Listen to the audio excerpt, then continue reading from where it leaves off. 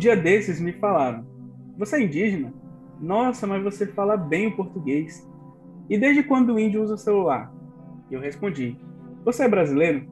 Então por que se sente no direito de usar o celular e eu não posso?" "Ah, mas porque você é indígena." E eu falei: "Se fosse por esse raciocínio, então nenhum brasileiro usaria o telefone, até porque a gente não participou da criação nem do protótipo do celular." E o cara ficou sem resposta.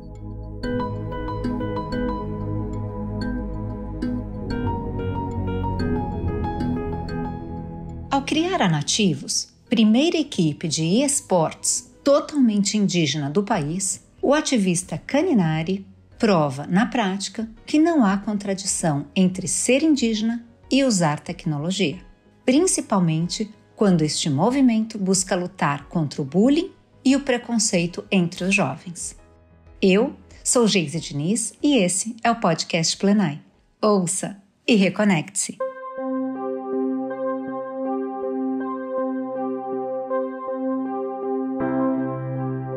O rio Purus nasce no Peru, atravessa o Acre e cruza o estado do Amazonas, até desaguar no rio Solimões. Na beira do Purus vivem mais de 17 povos indígenas. O meu povo, Apurinã, é um deles. Existem hoje mais de 15 mil Apurinã nas aldeias. Contando com os que estão na cidade, eu acredito que esse número ultrapasse os 35 mil. O nosso tronco linguístico é o Aruac Maipuri. Nas comunidades mais isoladas, que foram descobertas recentemente, as pessoas só falam o idioma tradicional, da criança ao adulto. Eu não falo 100% do meu idioma, porque eu fui criado em Manaus. A minha mãe saiu da aldeia um pouco antes de eu nascer, junto com meus avós, por causa das complicações na gravidez. O nosso pajé me deu o nome de Caninari, que significa o pajé que saiu do fogo ou o pajé que venceu o fogo. Só que, quando a minha mãe foi ao cartório me registrar, disseram que era um nome impróprio. No documento eu sou o John Brandon, mas eu prefiro Caninari.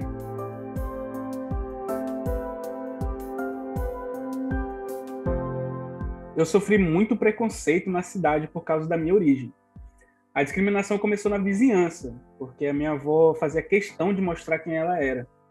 Ela usava colares indígenas e falava português com bastante dificuldade. Quando eu fui para a escola, o negócio piorou. Eu sofri agressões verbais e até físicas. Ainda bem que eu praticava capoeira e sabia me defender. Mais tarde eu fui saber que o meu caso não era isolado. São muitos relatos de jovens que saem das aldeias para estudar na cidade e sofrem bullying.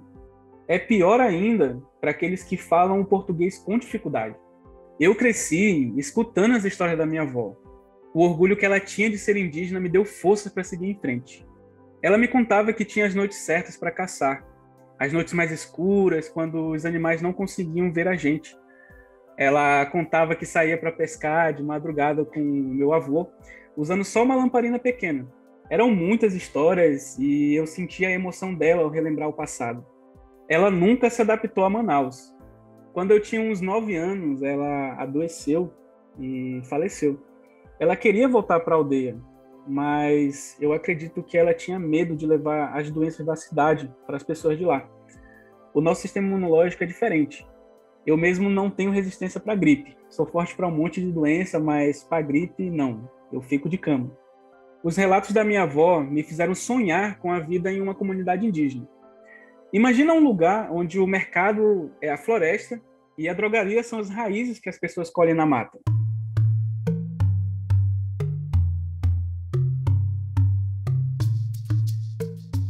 A minha primeira experiência com o meu povo aconteceu quando eu tinha 17 para 18 anos. O meu tio-avô, que se chama Adriano Batista, era tuxaua de uma aldeia que fica no município de Itapauá. Enquanto o cacique é o líder de uma comunidade, o tuxaua ganha esse título quando outros povos reconhecem a liderança dele. O meu tio-avô era tuxaua, não só dos Apurinã, mas também dos Palmari, do Jamamadi e de outros povos. Ele me convidou para uma festa tradicional que durava 3 dias e 3 noites. Foram 3 dias e 3 noites dançando. A gente só parava para comer. A comida era muito boa. Pela conservação do alimento, a carne é assada ou moqueada. Moquear é um processo de defumação tradicional. A gente comia peixe e caça. tipo porco do mato, javali, anta e paca. Esquece o arroz e macarrão. O carboidrato vem do beiju, que é uma farinha de macaxeira feita na hora, com uma textura bem diferente. Tinha frutas também, maracujá, cacau e outras que a gente não tem na cidade. A bebida era o caiçuma, à base de macaxeira cozida e batida com água. Quando a pessoa sabe preparar, o caiçuma fica meio doce. Agora, quem não sabe, deixa um sabor meio amargo.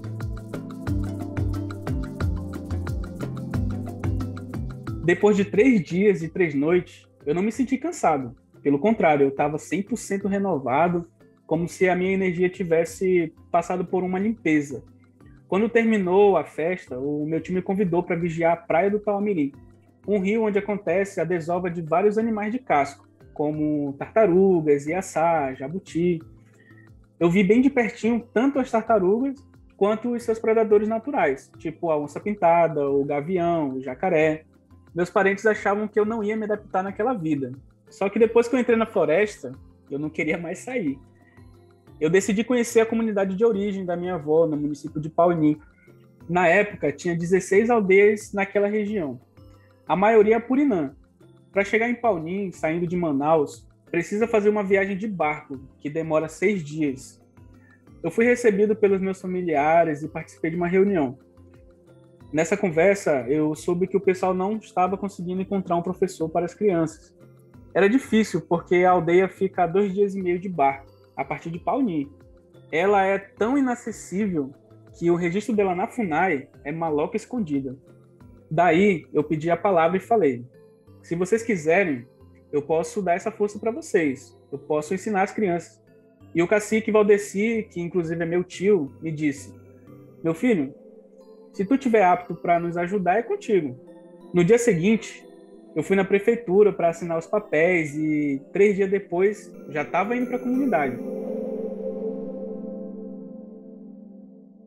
Eu morei 3 anos na aldeia e foi uma experiência maravilhosa. Eu tinha 27 alunos da alfabetização à 5ª série, todos numa sala só. Aprendi a dar aula na prática mesmo e tenho muito orgulho dessa experiência. 4 desses estudantes já estão indo para a faculdade, apesar de todas as dificuldades. Para prosseguir os estudos, as crianças precisam deixar a aldeia para ir para a cidade mais próxima. Só que os pais não têm dinheiro para mandar para os filhos.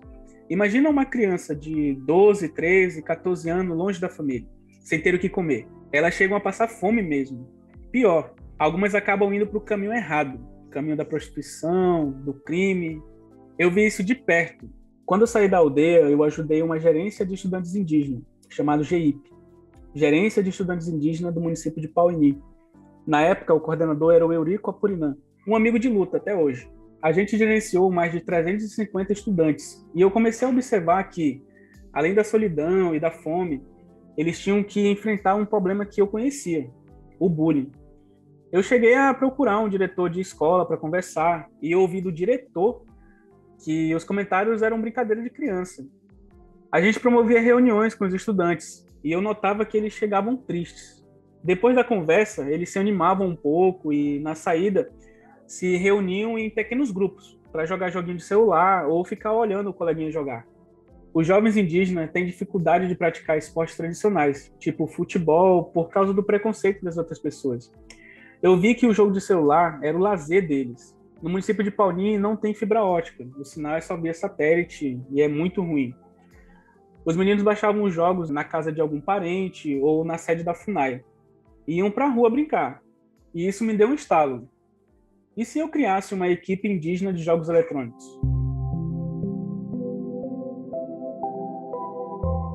Eu comecei a me inteirar sobre o esportes e eu vi que esse tema estava se desenvolvendo no Brasil e no mundo. E assim nasceu a Nativo Esportes. A ideia não era só fazer com que esses meninos tivessem uma distração, mas também que eles ganhassem autoestima. Eles poderiam conquistar um reconhecimento que na escola não tinham. Era uma forma também de unir os jovens de diferentes povos e gerar uma sensação de pertencimento. Eu publiquei um vídeo no Instagram em busca de jogadores e apareceram mais de 60 interessados. Veio o povo Chucuru, o povo Cariri-Chocó, o povo Funiô. A nossa iniciativa trouxe esperança para os jovens, não só do estado do Amazonas, mas também para outras regiões do Brasil também. Nós chegamos a participar de uma edição do Taça das Favelas, um torneio voltado para as comunidades da periferia. O Taça da Favela começou com futebol, mas se expandiu também para os games. Nós formamos uma equipe de 7 jogadores, sendo 4 titulares. E nós chegamos na semifinal do campeonato estadual, jogando Free Fire. Os meninos se dedicaram muito. A gente só não foi para a final porque a nossa conexão estava horrível e os nossos celulares travavam pra caramba. Quando a gente foi eliminado, eu pensei que a galera ia ficar triste. Mas não, os meninos ficaram felizes, consideraram o resultado uma vitória. Eles nunca nem tinham participado de um evento daqueles.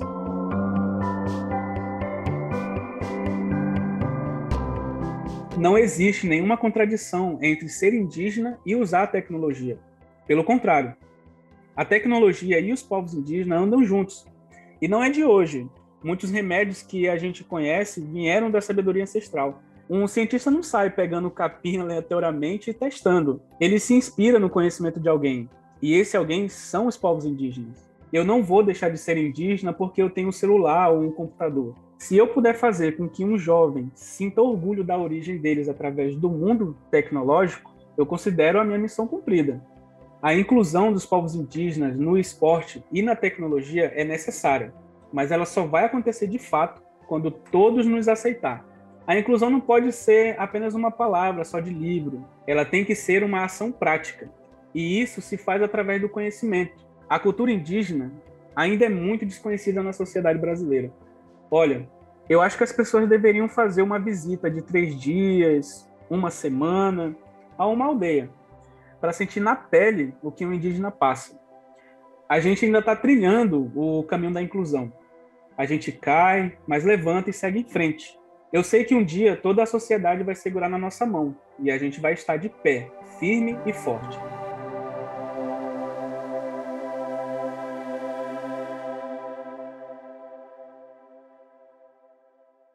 Nossas histórias não acabam por aqui. Confira mais dos nossos conteúdos em plenai.com e em nosso perfil no Instagram, @portalplenai.